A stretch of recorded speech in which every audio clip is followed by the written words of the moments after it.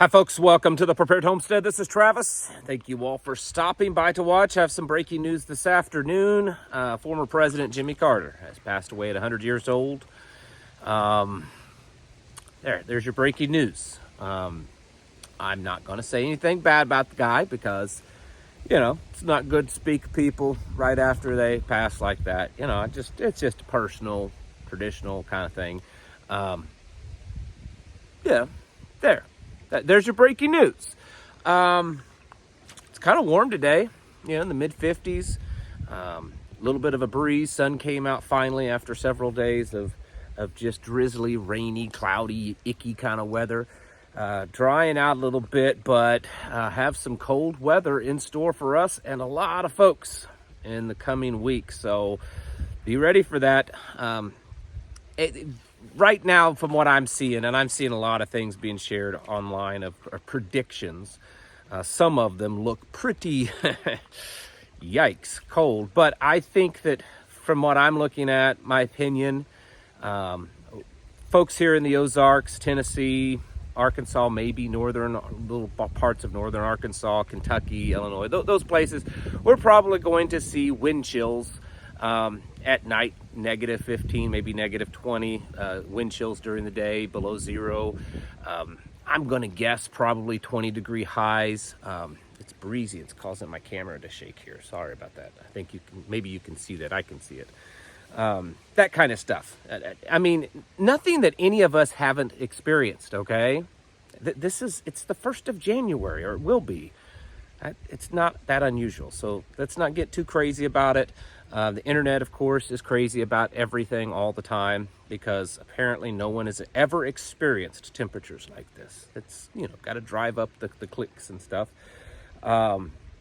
Just be smart, be ready. A lot of times the first real cold spell kind of catches people off guard, especially homesteaders. So make sure your animals have the straw they need and you have the wood cut that you need and the food and your vehicles and a little emergency bag in your vehicles in case you break down. The sane stuff, the stuff that's just normal. Speaking of sanity and normalcy, I can pretty much consider that all of that is out the window. And, just over the last few days, like the argument amongst conservatives, and I'm going to put that in quotations because I'm saying conservatives because that's the name being used. But my definition of conservative is very different, it seems, anymore than what is kind of like my definition of what it means to be a Christian or a believer, Bible-believing person is very different. You've got people selling their bodies in very, very inappropriate ways online, but, oh, we're a Christian, and everyone's like, oh, well, yeah, okay, you're a Christian. You got preachers doing ridiculous things and, oh, they're a man of the cloth, right? They're a man of God, or whatever. Anyways, conservatives are now debating on how many and which type of immigrant is appropriate to have in this country. How many of them? They're debating on how much money is appropriate to be sending to Ukraine. Not so much that the war should be ended on day one, but what's the process for ending that war? How do we kind of keep it going but slow down, but yet not just end, drop completely off? It's crazy. I don't agree with this publication most of the time, but they put an article out. I'll try to stick it up here. That it seems like Trump has kind of backed off some of his campaign promises, and his campaign people, if you read the article, they're saying it's not that he's backing away from these promises. That was just his salesman's pitch. That's normal in politics. They have their sales pitch to get elected, and then there's the reality of what actually happens, which is exactly what myself and many others have been telling people. But all of these folks out there just blindly voting and casting a ballot, oh no, this is on day one, it's just going to be like flipping a light switch and everything's going to be different. And maybe things will be eventually. but I'm just not getting that feeling. I think the goose has cooked. Oh, there's another breeze. There's the camera wiggling around. I think the goose is cooked, folks. And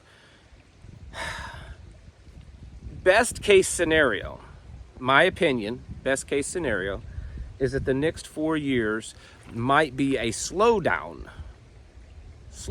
of the globalist push to evilness. I don't think that that's necessarily what's going to happen. I said I think that's the best case scenario for what's going to happen. There will be things that it appears as if they're slowing down or getting better, but there's going to be a lot of other stuff happening too. And this is how social media, this is how mainstream media, this is how the internet, how the politicians, everyone bashes mainstream media. Oh, mainstream media is bad. They're controlled by the system. Really? So is social media, folks. You have numerous accounts on social media that are drumming up millions and millions of views. Not on a weekly or yearly basis, but on a daily basis. And they are pushing a narrative. Are they paid for by these organizations? I don't know, but they're definitely pushing a narrative. And so this old days of like, oh, social media is the true free speech platform, that it's not. It's the same. It's in a different way, but it's not much different than mainstream media, folks. They're all pushing this narrative. It's this to get everyone in line, which is exactly what I said from the beginning that I felt was going to happen, that whether it was the intention or not, what would end up happening with this new administration is that the other side of the aisle would start to fall in line with the New World Order, the reset. Take for instance, and I mentioned this the other day, digital currencies. A year, 2, 3 years ago, every conservative out there was losing their mind over digital currencies and CBDCs and all this kind of stuff. Bad stuff from Satan. It's going to usher in the beast system, Now it's like, well, as long as it's not centralized, controlled by the Fed, it might be a good idea. If it's some type of decentralized currency that blah, blah, blah, maybe that'll be okay. Now it's immigrants. We got to kick out all the illegals. Yes, finally, we'll get our country back. But we're going to replace them with immigrants from another third world country. I mean, they'll be technically legal, but we'll be replacing those too. What? Oh, that's horrible. That's bad.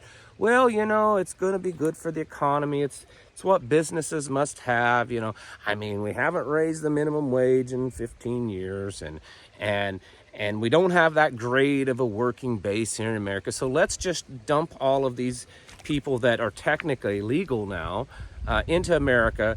Yes, manufacturing might need it, but no one has stopped to ask, well, what's it going to do for our culture? What's it going to do for our society? The people that are raised to believe and to behave under completely different standards, what's that going to do? No one stops to ask that. Big Brother's bad. Those liberal Democrats, all they want to do is spy on us. Big Brother's bad. But it's okay to put lots and lots of satellites up in the sky, put AI robots in your house, put AI in your hand, put it in your car, and all of that is all connected to some big grid that pretty much one big billionaire controls. And that's okay because he's on the conservative side, the right side. So you see how the narrative shifts from time to time. Man, I'm going to get dizzy with this, looking at myself in the camera screen and the camera bouncing around the wind. There's a purpose and a point for this, folks. We have to be aware of that. That's part of having your eyes open. The ear to hear, the eyes to see. To see that this is all it's part of the plan to get the other side of the aisle on board with the plan. And don't be foolish, folks. Be awake and aware. You know, like I said, I see all these arguments going on, all these people saying these different things, and all the whole time I'm out here and the, you know, outside of all of it saying that, but it's all still the reset. It's all still the big plan. It's all it's wrapped up with a different bow, a different package, right? It's slightly different, but it's still part of the same plan, and we have to be aware of that. We have to have our guard against it. Every person, every human is fallible. They're corruptible, and power does corrupt. It does. Absolute power corrupts absolutely, and we have to realize that no matter how good something seems on the surface, if it's consuming power, if it's using power, we should stop and question it. Doesn't always mean it's all bad, but at least we should stop and question it. And we should always be more prepared for what may be around the corner. And that preparedness isn't relying on the system to be fixed.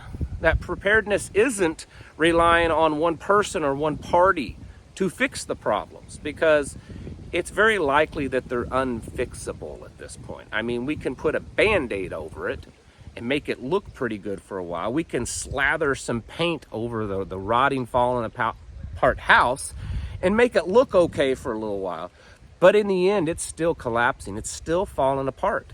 And we have to stop being dependent and being blinded that it's all going to be fixed. Because when we believe that, when people blindly believe that everything's going to be okay, all the right people are in all the right places, and it's all going to work out great, then we tend to relax. We don't, that's just human nature, right?